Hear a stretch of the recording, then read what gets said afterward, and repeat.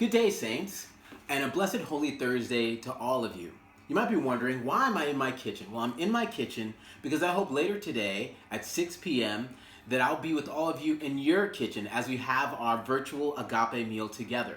We'll gather and we'll bring our devices, our phones, our tablets, our laptops to our kitchen table, and we'll bless food and have a meal together in the midst of prayers and other reflections. Now this morning, we have another scripture. It's Exodus chapter 12, verses 1 through 14. And it happens to be the institution of the first Passover. Now that's perfect. For one, we are in the midst of Passover, so much love to our Jewish siblings.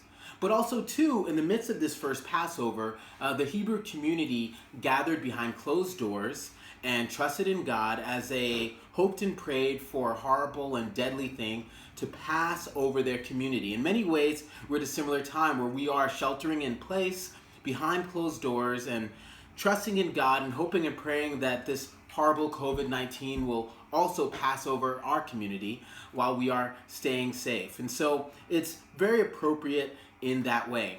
It's interesting because I was talking to a colleague of mine, Rabbi Victor, and he was telling me about just how difficult and different this Passover will be because of COVID-19. And it's a good reminder for us that we're not alone. You know, many of you shared with me how sad you are that we're doing Holy Week and Easter virtually. And yet we aren't alone. Our Jewish siblings are doing the same with Passover, and chances are in 2 weeks our Muslim siblings will be starting Ramadan once again under this blanket of COVID-19. And so we're all at a place where we're needing to find a way to do things differently and to get through this. You know, it's interesting, my inspiration in this is actually our Jewish siblings.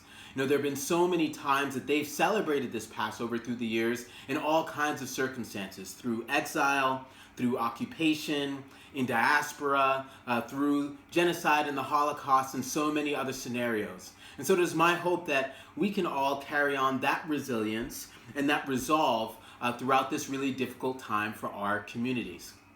And so what was Jesus doing during this time? Well, Jesus was celebrating, at least according to our gospel, a Passover meal with his friends. And this became the Last Supper, and for us, what we celebrate in Eucharist and Holy Communion.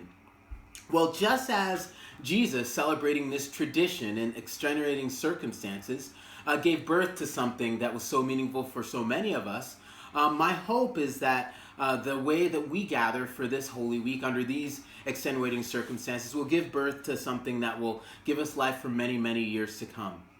And so, a blessed Holy Thursday to all of you. I hope that you will invite me back into your living room or into your kitchen or dining room at 6 p.m. today. Check our Facebook for the Zoom info. And a blessed Holy Thursday to you.